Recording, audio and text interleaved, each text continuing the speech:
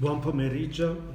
Eh, Facciamo un po' il punto della situazione partendo sempre dal dato Veneto. Il dato Veneto ci dice che stamani alle 8 rispetto a ieri abbiamo avuto 585 nuove positività, quindi il virus c'è, però i dati certamente incoraggianti sono rappresentati dal fatto che tra entrate e tra ricoveri e dimissioni in area non critica siamo a meno 25 e tra ricoveri e dimissioni in area critica in terapia intensiva siamo a meno 12. Quindi la presenza del virus c'è ancora perché 585 riscontri di positività pur con il loro altalenare legato alla data diciamo di consegna del referto del tampone. 585 riscontri di positività sono un numero ovviamente ancora importante, però dal punto di vista più clinico, ecco, la situazione presenta certamente, ma già da alcuni giorni, degli elementi incoraggianti. Tant'è vero che insomma anche a livello mediatico, a livello politico-amministrativo e a livello mediatico si discute su il dopo, cioè pur senza una certezza dal punto di vista temporale, dal punto di vista delle date di quando inizierà questo dopo, cioè una riapertura, anche se magari graduale, delle attività socio-economiche, delle attività sociali, ecco, si incomincia a parlare di questo dopo. Giustissimo incominciare a parlarne perché c'è, come dicevo, un aspetto socio-economico importantissimo, è vero, però io vorrei che tutti noi, già sin da ora, pensando a quel dopo, già sin da ora iniziassimo a riflettere su come saranno i nostri comportamenti in quel dopo, quando gradualmente ripartiranno le attività socio-economiche, sociali, ecco, a come ci dovremmo comportare, perché non abbiamo debellato il virus, quindi quando anche riprenderanno queste attività, come ho detto, in maniera probabilmente graduale, ma questo lo decideranno appunto chi ne ha la competenza dal punto di vista delle scelte amministrative, confrontandosi con gli esperti. Dicevo, il virus non l'abbiamo debellato, quindi ci sarà ancora, dovremo attenderci ancora nuovi contagi, probabilmente non ondate di contagio come quella che abbiamo avuto, ma probabilmente avremo ancora problemi di contagio. D'altra parte è necessario che venga fatta una scelta e che venga valutato appunto adeguatamente, ecco, quando, come riprendere l'attività e come tenere alta l'allerta e l'attenzione. Ma intanto incominciamo dentro ognuno di noi, nella nostra mente, incominciamo a riflettere su come dovremmo comportarci successivamente, mantenendo alcune delle precauzioni che abbiamo utilizzato fino ad ora, mantenendo delle attenzioni prudenziali e dei comportamenti dal punto di vista anche di alcune regole igieniche che non smetteranno certamente quando appunto riprenderemo più o meno gradualmente, riprenderemo alcune attività abituali. Detto questo, vengo al nostro bollettino quotidiano. Oggi ci sono informazioni tristi perché purtroppo abbiamo ancora un decesso, parlerò subito di questo. Abbiamo alcune informazioni anche positive, importanti per quanto riguarda le guarigioni, per quanto riguarda alcuni dati, incominciamo ad avere dei numeri che ci permettono di fare anche delle prime elaborazioni statistiche anche a livello locale, a livello polesano. Ecco, quindi ci sono anche alcuni elementi certamente interessanti, però il dato purtroppo più pesante è darvi l'informazione su un decesso che è avvenuto ieri sera alle 19 di una signora del 1935. Questa signora era stata ricoverata in geriatria il 7 di marzo per una importante e grave problematica che aveva interessato l'intero organismo. Aveva eseguito il tampone in data 24 che era risultato negativo, l'aveva poi ripetuto il 31 ed era risultato positivo, è stata quindi trasferita a Trecenta e ha avuto qui, dopo una prima fase abbastanza stazionaria, ha avuto un peggioramento importante che l'ha portata al decesso. La signora aveva anche delle gravi comorbilità di carattere cardiologico, però ecco, è un annuncio assolutamente triste ancora una volta questo dell'informazione su un decesso di un cittadino polesano. È il decimo decesso, scusate che sia il decimo decesso di un cittadino polesano. Poi come ho detto altre volte abbiamo avuto anche in ambito ospedaliero il decesso di un signore della provincia di Padova, quindi il decimo decesso in ambito di coronavirus a livello polesano. Dopo tornerò a parlare anche dei decessi in tema di coronavirus e anche magari oggi volevo in maniera estremamente semplice e sintetica anche fare anche un piccolo excursus su alcuni aspetti anche clinici di questa patologia. Per quanto riguarda il bollettino locale, oggi abbiamo il riscontro di 5 nuove positività, negli altri giorni sono state di più, oggi 5. Si tratta di una signora del 1971 di Rovigo che è un'infermiera presso una struttura del Padovano. Ha iniziato a manifestare sintomatologia, il tampone l'ha eseguito in provincia di Padova e l'ULSS padovana ce ne ha dato comunicazione. La signora è posta in isolamento domiciliare.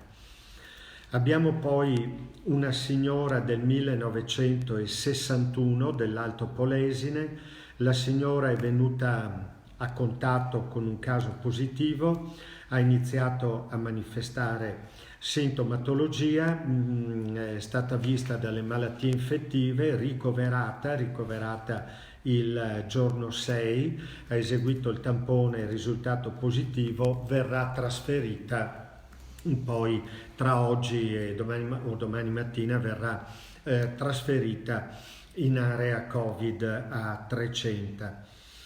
Poi abbiamo un signore del 1979 del Basso Polesine. Lui non riferisce particolari contatti, ha iniziato ad avere sintomatologia, sentito le malattie infettive, è stato indirizzato alle malattie infettive che l'hanno visto, valutato e ricoverato, e anche lui è ricoverato il giorno 6, eseguito il tampone positivo, anche lui probabilmente insomma tra oggi pomeriggio o domani verrà trasferito in area Covid a Trecenta. Abbiamo poi un signore del 1924, quindi un signore di 96 anni, di Adria, che lui era stato ricoverato in geriatria il 13 di marzo, e dimesso il 2 aprile con un tampone negativo. Quindi prima della dimissione, quindi era stato eseguito il test per valutare appunto la negatività. Il tampone era risultato negativo sia il 25 del 3 che il 31 del 3, quindi 2 tamponi negativi. Dopo la dimissione ha iniziato a manifestare sintomatologia ed è stato ricoverato ad Adria ieri, e da Adria verrà trasferito in ospedale a Trecenta. Quindi qui, dopo 2 test, 2 tamponi consecutivi negativi, è da capire se l'infezione era iniziata prima della dimissione oppure l'ha contratta dopo la dimissione. Approfondiremo anche su questo. C'è poi una signora del 1968 di Rovigo che lavora come operatrice sociosanitaria in una struttura del Padovano, aveva eseguito il tampone fuori ULS in provincia di Padova. Ci ha dato l'ULS padovana, ci ha dato l'informazione della positività.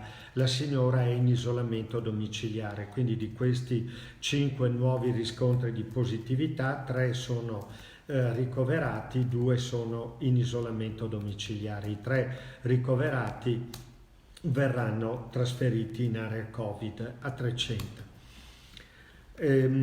Ho parlato anche della signora che è deceduta ieri e questo mi porta a fare la considerazione che questo virus, come avete visto in queste settimane, ha interessato tutte le età, però certamente il prezzo maggiore dal punto di vista soprattutto della vita lo paga, il prezzo maggiore lo pagano le persone anziane. E adesso vi do anche qualche dato. Certamente il prezzo maggiore viene pagato dalle persone anziane, anche se, come è il caso del signore deceduto ieri, 59 anni, senza problematiche note, diciamo, da un punto di vista di comorbilità, ci dice che non sono solo gli anziani a pagare il prezzo più alto, ma certamente da un punto di vista statistico sono loro che hanno una percentuale di decesso che è la più alta. Perché prima di andare a vedere alcuni dati statistici, perché una persona muore per il coronavirus? Da un lato c'è certamente il danno da virus, il danno che sui singoli organi il virus può provocare. Non sto qui a farvi un trattato né di microbiologia né di patologia clinica, assolutamente, ma alcune informazioni, ecco, anche per capire con che cosa abbiamo a che fare, per capire perché accadono questi epiloghi così tristi come la morte delle persone. Dicevo, da un lato c'è il danno diretto, il danno di organo diretto determinato dal virus. Il virus, detto brutalmente in parole povere, fa morire le cellule e quindi a livello di ogni singolo organo può determinare danni nel tessuto appunto del singolo organo. Ma soprattutto si sta vedendo che questa patologia, che l'infezione al coronavirus determina nell'organismo, quando anche la sintomatologia diventa più importante, determina quindi l'esempio della febbre è il tipico danno diretto del virus. Ecco, la febbre, la tosse e il mal di gola sono il tipico esempio di danno diretto da parte del virus, perché la morte delle cellule provocata dal virus. La morte delle cellule tissutali provocata dal virus determina la liberazione di sostanze che danno luogo al rialzo termico, all'aumento della temperatura corporea, alla febbre. Ecco. Dicevo, accanto al danno diretto, l'elemento principale è rappresentato dal fatto che il virus, quando la patologia evolve, scatena una reazione immunitaria variabile da persona a persona, perché vi ho citato nei giorni scorsi il caso della signora di Casa Serena, 95 anni, risultata positiva, completamente asintomatica, arzilla come che è saltellante, ecco, e quindi è chiaro che la variabilità, no, cambia, la variabilità da persona a persona è un elemento importante, quindi dicevo, può partire una reazione immunitaria variabile da persona a persona che porta all'accumulo di materiale fibrotico a livello degli alveoli nei polmoni. Da qui quella polmonite interstiziale per cui a una radiografia il polmone appare bianco, completamente opacato, bianco, quindi c'è questo accumulo di materiale fibrotico a livello degli alveoli che può portare rapidissimamente alla morte della persona, perché se anche noi interveniamo con la ventilazione meccanica, se questo processo, questa reazione immunitaria e questo accumulo fibrotico arriva più rapido del nostro intervento, e anche la ventilazione meccanica stessa diventa insufficiente, incapace di risolvere la situazione. Quindi abbiamo un polmone fibrotico che non è più in grado di scambiare l'ossigeno e quindi il soggetto va incontro alla morte. È un po' il caso del decesso della persona deceduta ieri, della persona giovane deceduta ieri, che ha avuto una reazione di questo tipo. Quando vi dicevo che questo è un virus subdolo perché ha un'alta contagiosità, interessa tutte le età ed ha conseguenze particolarmente gravi, ecco, non lo dicevo a caso e ho voluto fare questo piccolo approfondimento anche su alcuni aspetti clinici, proprio perché deve essere ben chiari che siamo di fronte a una situazione importante, grave per quanto riguarda queste infezioni, per quanto riguarda l'infezione da coronavirus. Pertanto la nostra attenzione, il nostro allerta deve rimanere ancora molto alto. Sempre parlando purtroppo di questo aspetto particolarmente triste, che è quello legato ai decessi, volevo anche darvi qualche dato, qualche numero, perché dicevo, purtroppo abbiamo adesso dei numeri che ci permettono di fare un minimo di elaborazione statistica. Per quanto riguarda i deceduti dei residenti in provincia di Rovigo, il 56% sesso femminile, 44% maschile, quindi nulla di significativo, ecco. Il 67% dei decessi è avvenuto nell'età che va dai 70 ai 99 anni. Però abbiamo avuto anche 2 decessi in persone tra i 50 e i 59 anni e uno tra i 60 e i 69, cioè 3 decessi al di sotto dei 70 anni. Quindi certamente le persone più anziane pagano il prezzo più alto dal punto di vista della vita, dal punto di vista della perdita della vita, ma come ho detto questo gravissimo rischio interessa anche persone non anziane. Ci sono alcuni dati comunque che confermano il fatto che la provincia di Rovigo ha una situazione che è diversa rispetto alle province del Veneto e rispetto anche all'andamento in altre regioni d'Italia. Se parliamo del numero dei casi positivi ogni 10.000 abitanti, nell'ambito del centro-nord, vale a dire da Roma in su, la provincia di Rovigo è al penultimo posto dal punto di vista del numero di casi positivi per 10.000 abitanti, aspetto ovviamente valido, incoraggiante. Non uso il termine aspetto positivo perché di questi tempi positivo è troppo legato al riscontro dei tamponi.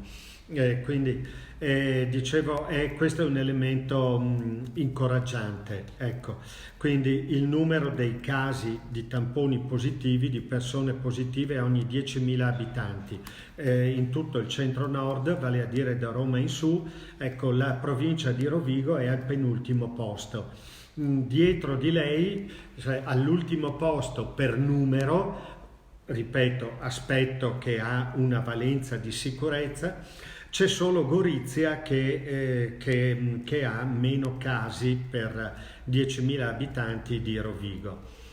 Più volte ho spiegato perché ho cercato di spiegare insomma alcuni degli elementi che hanno portato a questa situazione e non mi soffermo ancora oggi, però certamente questo è il risultato di tutta una serie di elementi, compreso anche il lavoro che si sta facendo come azienda sanitaria e l'impegno e la responsabilità mostrata dalle persone, dai cittadini del territorio. Per quanto riguarda il numero di tamponi positivi rispetto alla popolazione residente, la provincia di Rovigo è quella che ha il rapporto più basso in tutto il Veneto, vale a dire 0,10% di tamponi positivi sulla popolazione residente. Per esempio Venezia ha lo 0,19, Treviso lo 0,21, Verona lo 0,32, Padova lo 0,33, Belluno lo 0,30 e ho forse dimenticato Vicenza o Treviso, ambedue 0,21. Quindi abbiamo sempre la percentuale più bassa, quindi di tamponi positivi, cioè di persone risultate positive sulla popolazione residente.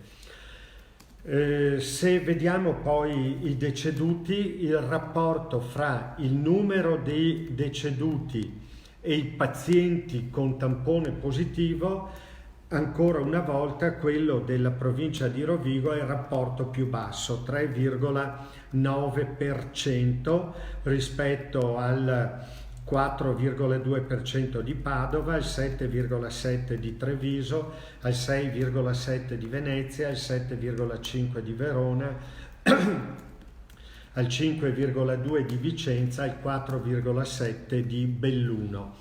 Quindi è chiaro che se io ho il minor numero di persone positive sul totale della popolazione, avrò anche un rapporto tra persone con tampone positivo decedute sul totale dei tamponi positivi più basso rispetto alle altre province. Per quanto riguarda poi il rapporto tra il numero di decessi e per 1.000 abitanti, quindi per 1.000 abitanti quello di Rovigo è ancora il rapporto più basso, 0,04 per 1.000. È il rapporto più basso ancora una volta. Padova 0,14 per 1.000, Treviso 0,16, Venezia 0,13, Verona 0,24, è la provincia che ha il più alto numero di deceduti, Vicenza 0,11, Belluno 0,14.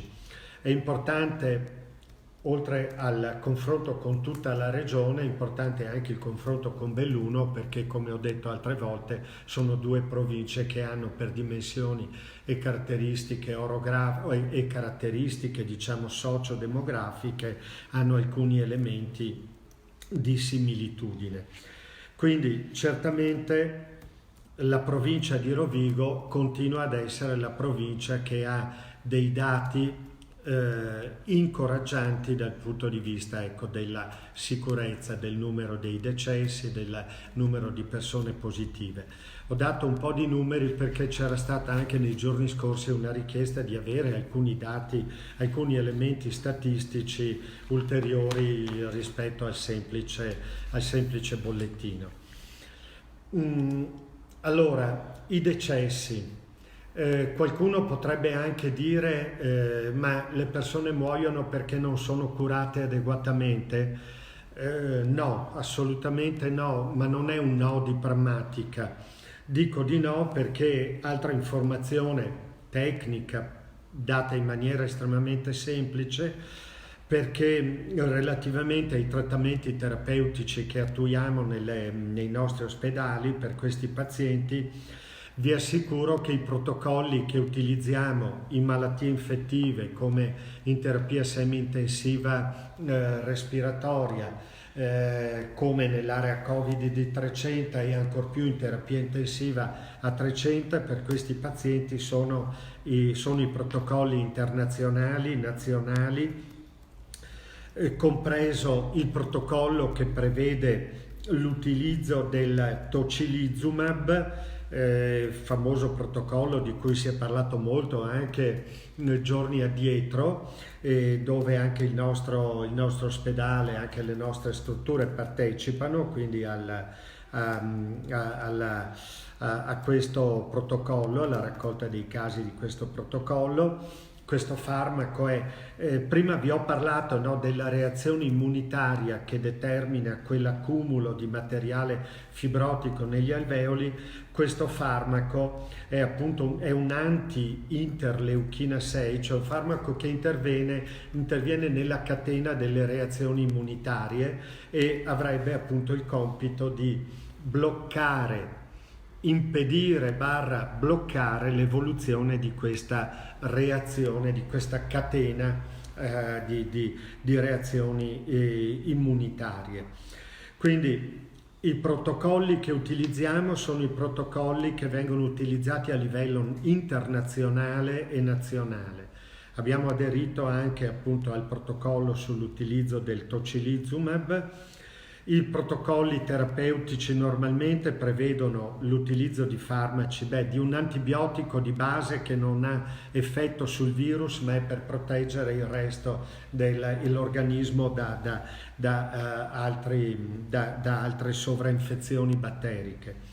Farmaci antivirali, ovviamente sono protocolli che vengono gestiti dai nostri specialisti, dall'esperto di malattie infettive, dall'esperto di pneumologia. Farmaci antivirali, viene utilizzata anche l'idrossiclorochina dopo che AIFA ha dato il via libera al suo utilizzo. Viene utilizzato anche questo farmaco, anche di questo se ne è parlato molto a livello mediatico, il Plaquenil, forse qualcuno magari lo conosce meglio con il suo nome commerciale, ecco. Vengono utilizzati appunto i farmaci come il tocilizumab, e quindi è una batteria di farmaci, insomma, che viene utilizzata in questi casi. Vi assicuro che vi è un impegno massimo dal punto di vista del trattamento farmacologico, dal punto di vista dell'approccio terapeutico, scusate non mi veniva il termine, con estrema quindi attenzione ai temi dell'attualità farmacologica terapeutica. Tra l'altro devo anche dire che nel lavoro che si sta facendo la collaborazione tra le malattie infettive, la pneumologia, l'equipe di medicina di Trecenta che gestisce insieme con appunto infettivologi e pneumologi l'area Covid dell'ospedale di Trecenta, sta dando anche dei livelli di, come dire, di crescita culturale e professionale veramente importanti. È un'esperienza professionale molto importante che i nostri medici, il nostro personale, i nostri infermieri, i nostri tecnici stanno facendo. È un'esperienza molto importante perché, come ho detto all'inizio, non ce lo caveremo dalle costole tanto rapidamente e facilmente questo coronavirus. Ritorneremo ad avere un'attività sociale, graduale, certamente, probabilmente, certamente, però il coronavirus l'avremo ancora presente, temo a lungo, quindi è importante che l'esperienza che facciamo oggi ce l'abbiamo alta e pronta anche per il futuro.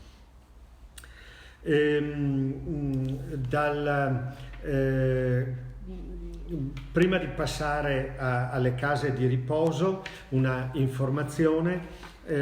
Tutti gli operatori della protezione civile che erano stati sottoposti al test del tampone sono risultati negativi.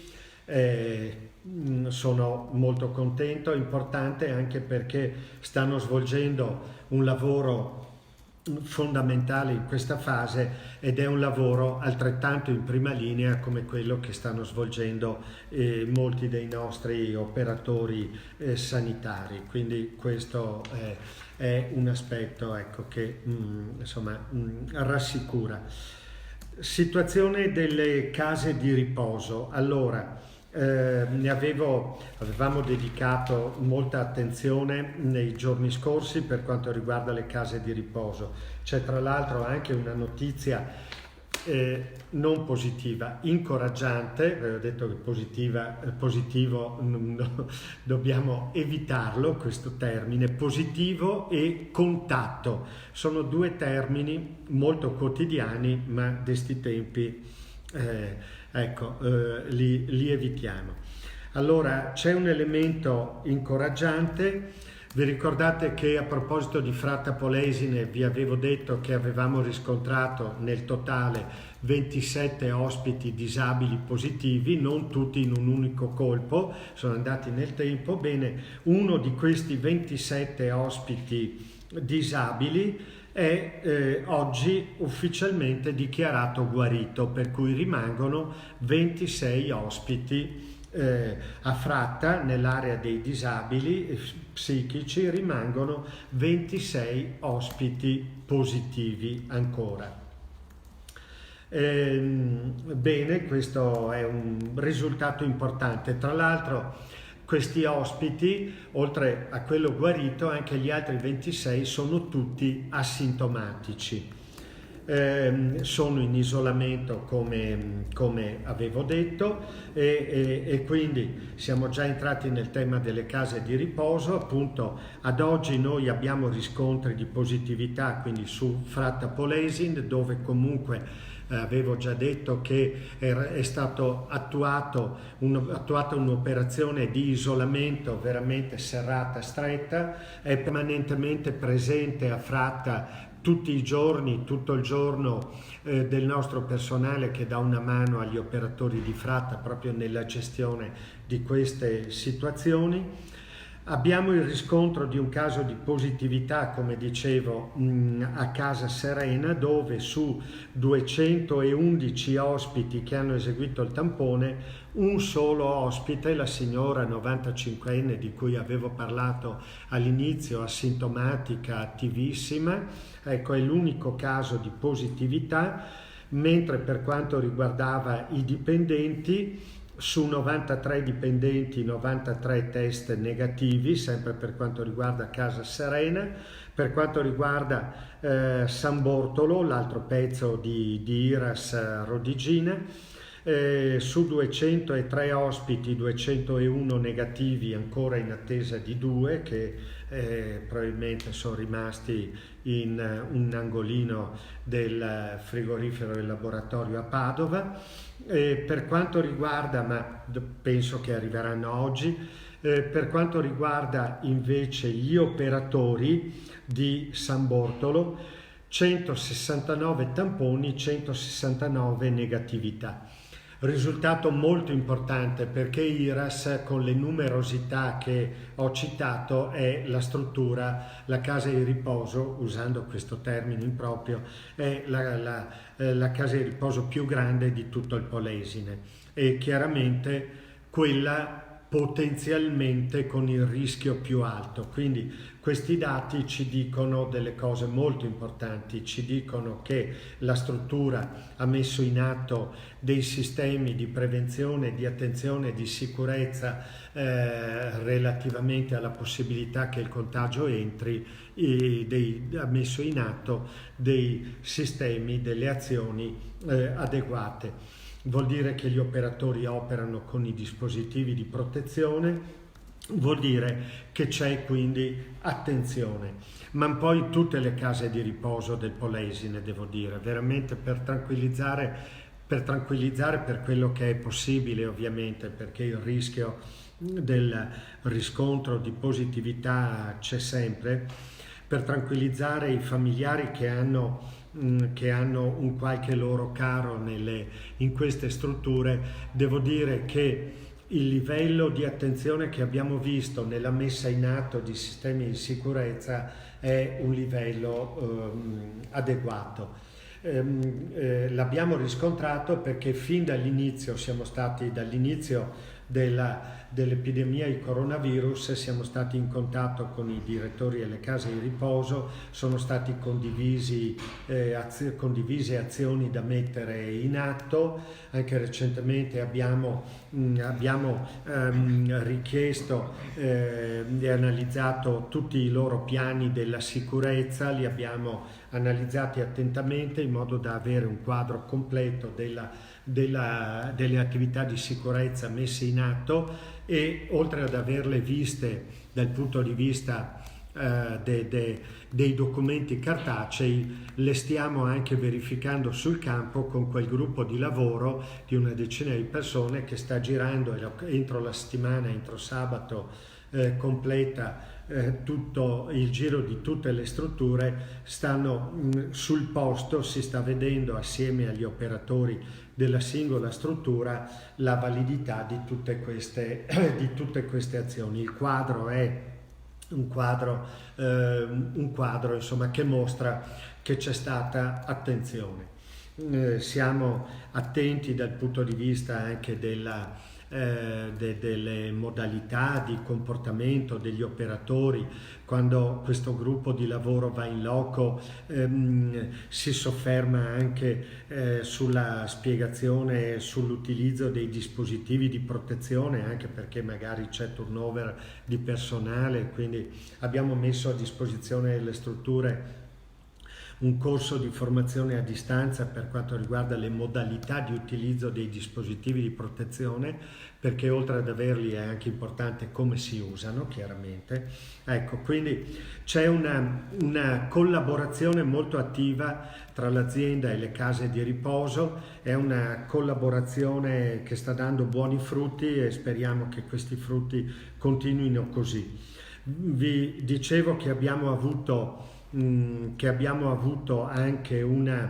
il riscontro di una positività presso il nucleo disabili degli istituti polesani di Ficarolo. Abbiamo completato tutta la serie di test agli istituti polesani nel nucleo quindi dei disabili tra ieri, che era martedì, e lunedì. Gli ultimi li abbiamo fatti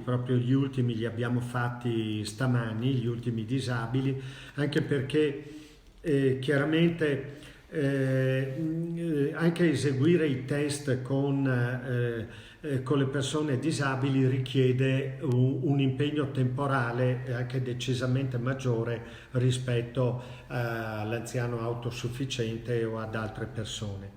Finora, poi vi parlo anche di come li stiamo eseguendo, finora abbiamo avuto quindi abbiamo utilizzato anche su Ficarolo, gli istituti polesani di Ficarolo, stiamo lavorando in combinata, che tra l'altro adesso esprimendo questo rispondo anche ad una domanda che veniva posta da un amico della stampa. Allora noi abbiamo avuto la disponibilità dei test rapidi per la valutazione sierologica. Quei test, lo ripeto, che con una goccia di sangue capillare permettono di valutare se nel sangue stesso c'è la presenza di immunoglobuline. La presenza di immunoglobuline, senza star lì a dettagliare su IgM e IgG, ci dà una indicazione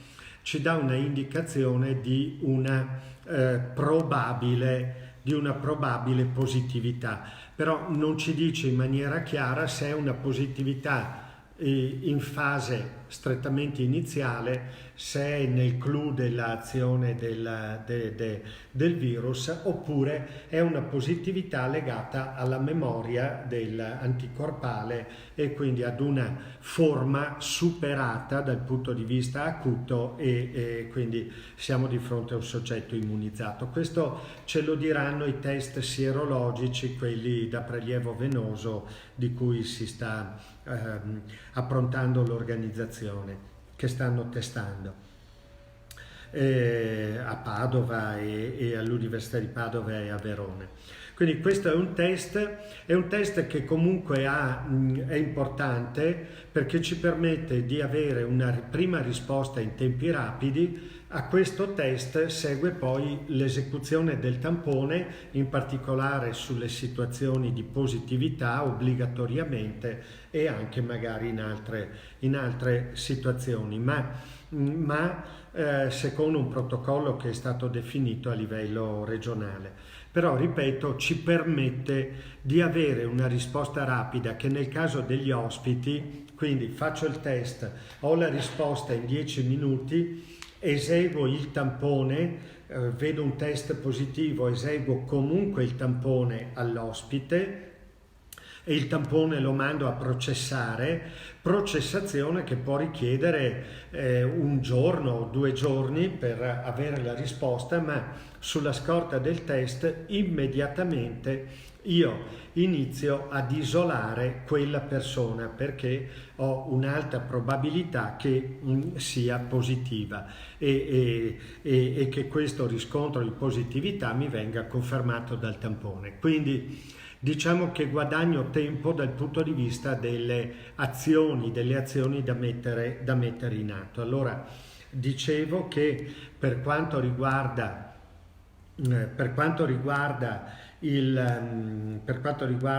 gli istituti polesani di Ficarolo, l'area dei disabili, nei test che abbiamo finora eseguito su 214 dipendenti, test rapido, su 214 dipendenti abbiamo avuto il riscontro di 8 positività e su 96 ospiti abbiamo avuto il riscontro di 5 positività. A questi positivi è stato eseguito anche il tampone, adesso probabilmente entro oggi avremo anche la risposta per la conferma. Però a che cosa ci è servito quel test? Come ho già detto prima, quei 5 ospiti positivi al test sierologico rapido sono stati immediatamente posti in isolamento. Il personale risultato positivo al test sierologico rapido è stato posto cautelativamente in isolamento domiciliare. Questo per quanto riguarda gli istituti polesani di Ficarolo. Oggi sugli istituti polesani di Ficarolo si completava l'esecuzione del test agli ospiti, ai dipendenti, anche per tutta l'area della residence, la parte per degli anziani non autosufficienti. Oggi completiamo anche l'esecuzione del test ai 95 ospiti e ai 114 dipendenti di Villa Tamerici a Portoviro e agli ospiti del Gabbiano sempre a Portoviro. Entro il fine settimana completeremo tutta l'attività di screening per gli ospiti e per gli operatori di tutte le strutture delle case di riposo.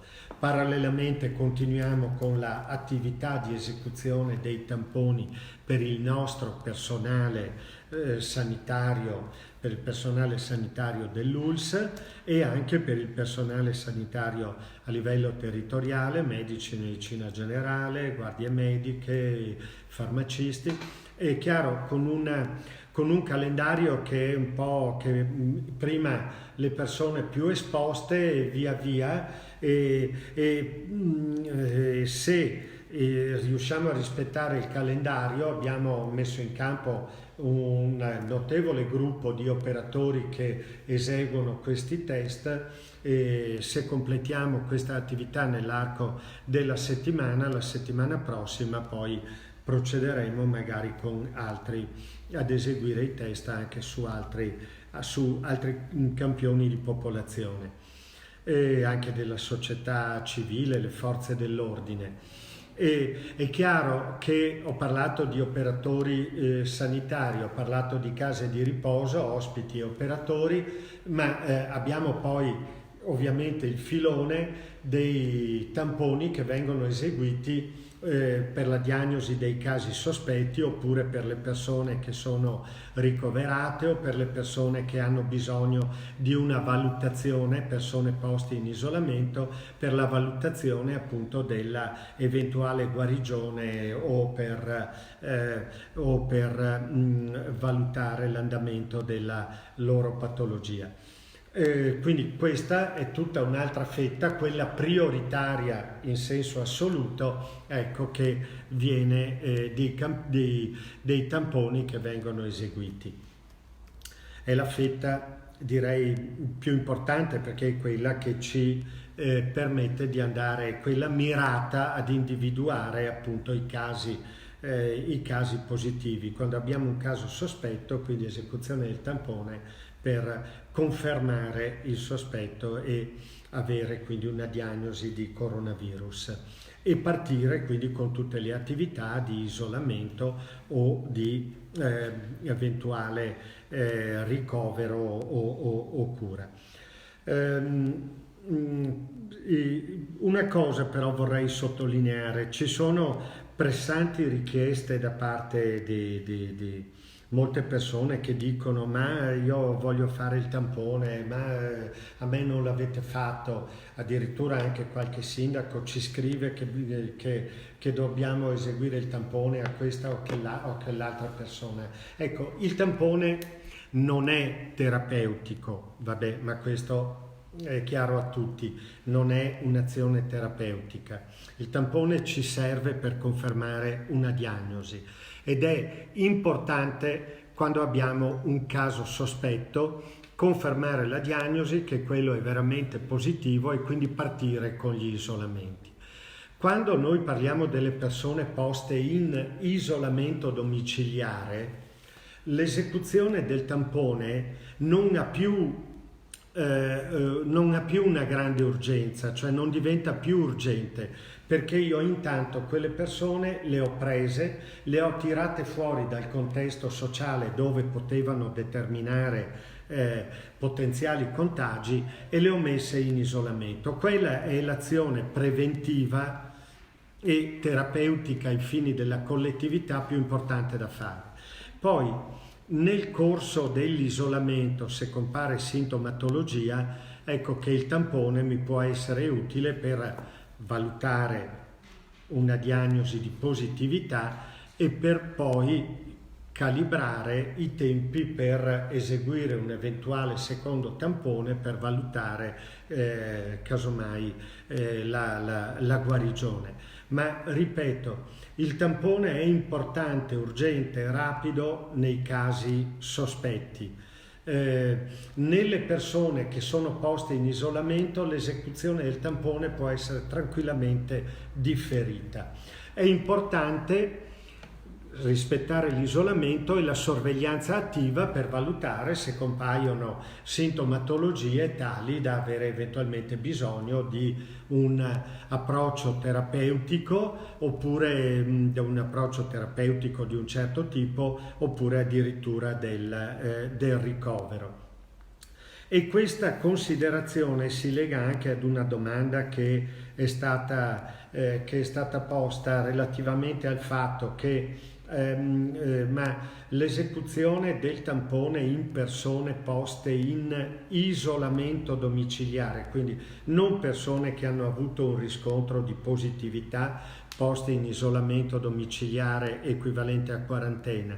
Stiamo parlando di persone poste in isolamento perché erano venute a contatto, quindi che rientrano nell'ambito dei contatti, no, dei casi positivi.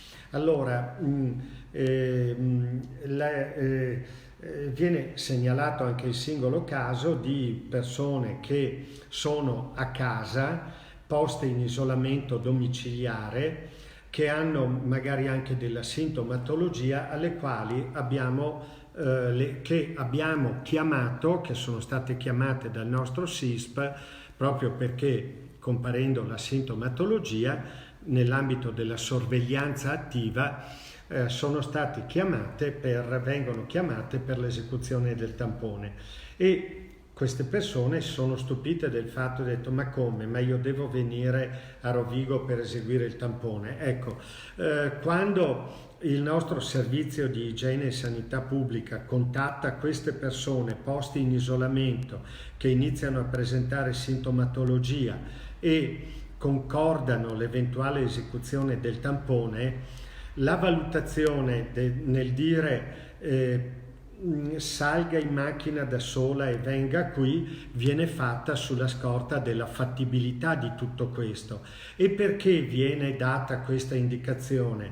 Salga in macchina, venga a Rovigo, o adesso estenderemo anche le postazioni fisse di esecuzione del tampone, adesso era prevalentemente su Rovigo, e venga in macchina, salga in macchina, venga qui che eseguiamo il tampone, perché l'esecuzione, quindi se vi sono le condizioni per cui quella persona è in grado di salire in macchina e di venire al punto di esecuzione del tampone per effettuare lo stesso. Quindi se viene data questa indicazione è sulla scorta di una interrelazione tra la persona in isolamento e i nostri operatori, valutando che sia fattibile. Ma perché lo chiediamo e perché non facciamo tamponi a domicilio a tappeto? Il motivo è molto semplice, non è quello legato magari al tempo, perché una squadra che esegue i tamponi a domicilio parte la mattina, va a fare tutta una serie di tamponi, arriva e torna alla sera, fa solo quello e va bene. C'è un problema molto pratico. Ogni volta che un operatore, per eseguire un tampone a domicilio, ogni volta che un operatore arriva davanti alla porta di casa, si deve vestire con tutti i dispositivi di protezione, entra, esegue il tampone, esce, si toglie tutti i dispositivi e li butta ed entra in macchina. Parte, va da un'altra parte, ripete tutto quanto con una... Quindi si tratta di tutta una serie di operazioni che hanno una complessità esecutiva e che potrebbero comportare un dispendio di dispositivi molto importante, perché è ovvio che il livello di protezione deve essere alto, quindi con camice impermeabile e quant'altro. dispositivi che pur avendoli a disposizione vanno usati con molta oculatezza. Per questo abbiamo preferito privilegiare la postazione fissa, dove abbiamo degli operatori che adeguatamente, quindi protetti e bardati, eseguono centinaia di tamponi nell'arco della giornata. Comunque su casi ovviamente mirati, persone che hanno una sintomatologia che non permette di potersi muovere, non è opportuno che si muovano, andiamo a domicilio ad eseguire il tampone. È ovvio che un'altra questione è eseguire il test nell'ambito di una casa di riposo, perché quella squadra di 4, 5, 8 persone a seconda di quanti sono gli ospiti e gli operatori, quindi si piazza lì e passa in rassegna tutti gli ospiti e poi gli operatori. È come se fosse una postazione fissa, diciamo, perché il problema, ripeto, del domicilio è vestirsi, entrare, uscire, togliere tutti i dispositivi ed eliminarli, perché l'operatore non deve portare dentro la macchina potenzialmente l'inquinamento del virus, perché potrebbe poi andare a contagiare la seconda o la terza o la 10ª persona che va a trovare per eseguire il tampone a domicilio. Ecco, io spero di avere spiegato anche il motivo per cui abbiamo fatto delle scelte organizzative relativamente alla esecuzione dei tamponi, privilegiando le postazioni fisse, che siano a Rovigo, ad Adria, a Trecenta oppure nelle case di riposo, rispetto all'esecuzione in itinere. Detto questo, oggi ho aperto con la notizia certamente poco piacevole del decesso di una persona. Oggi abbiamo però 9 guariti, tra i quali anche appunto tra i quali la persona disabile di Fratta, per cui sono 31 i guariti, sono 233 le persone domiciliate in Polesine fino ad ora risultate positive, sono 586 le persone che in questo momento sono poste in sorveglianza attiva, e quindi lavoro che continua, e speriamo di continuare a farlo nel migliore dei modi, proprio per cercare di avere il massimo dei risultati per la vostra sicurezza. Chiudo, prima di salutarvi, con ancora dei ringraziamenti. Se ne aggiungono ogni giorno, perché ogni giorno abbiamo veramente questa sensibilità alta da parte del territorio nei confronti delle nostre strutture e degli operatori. Eurovo di Occhiobello ha donato un ecografo all'azienda ULSS, che lo stiamo utilizzando presso l'ospedale Covid di Trecenta. Naturis di Rovigo ha donato 5 saturimetri. Sono quegli apparecchietti che, messi sul dito, misurano la tensione di ossigeno periferico oltre alla frequenza. Sono particolarmente importanti nel monitoraggio dei pazienti in area Covid e ancor più in semi-intensiva respiratoria in terapia intensiva. La Fresenius Cabi di Ceregnano, colosso internazionale, ha donato 2 broncoscopi portatili che vengono utilizzati dalla semi-intensiva respiratoria. Il Rotary del Polesine, i gruppi Rotary del Polesine stanno procedendo alla donazione di un ecografo portatile, sempre per l'ospedale di Trecenta. L'Ottica Tenani ha messo a disposizione per i nostri operatori che che le utilizzano, una fornitura di lenti a contatto per 2 mesi, un bel gesto gli alpini hanno fatto una donazione